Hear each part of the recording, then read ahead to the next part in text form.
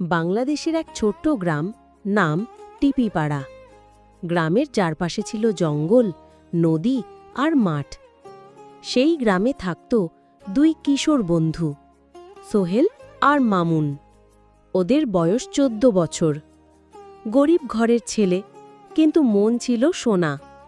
সারা দিন তারা একসাথে ঘুরে বেড়াত, মাছ ধরত, বনের পাতা কুড়িয়ে মাদের দিয়ে দিত আর নতুন কিছু শেখার চেষ্টা করত।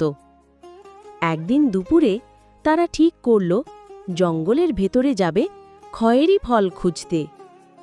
সেই ফল নাকি খুব মিষ্টি আর বাজারে ভালো দামেও বিক্রি হয়। তারা হেঁটে হেঁটে ঢুকে পড়ল জঙ্গলের গভীরে।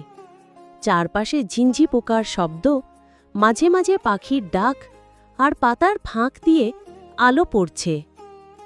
এমন সময় মামুন একটু দূরে একটা ঝোপে ঢুকতেই আচমকা গর্জন শুনল। গর্র!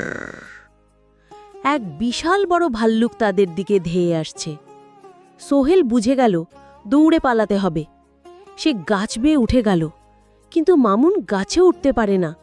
তাই সে মাটিতে শুয়ে পড়ে নিঃশ্বাস বন্ধ করে মরার ভান করল।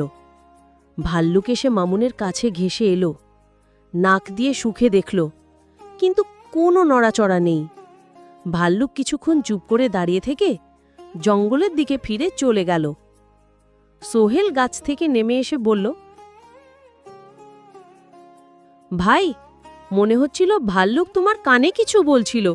ভাল্লুক আমার কানে বলল, যে বন্ধু বিপদে পড়লে পালিয়ে যায় তাকে আর বন্ধু বলা যায় না। সোহেল লজ্জা পেয়ে মাথা নিচু করল। তারপর মামুন কিছু না বলে সোহেলের মুচকি হাসি বলল, তুই আমার বন্ধু ছিলি, আছিস, থাকবি, কিন্তু আসল বন্ধু তো তখনই বোঝা যায় যখন বিপদ আসে। সেদিন থেকে সোহেল বদলে গেল। ওরা আবার জঙ্গলে গেল, কিন্তু এবার দুজনেই সাবধানে থাকল আর একে অপরকে আগলে রাখল।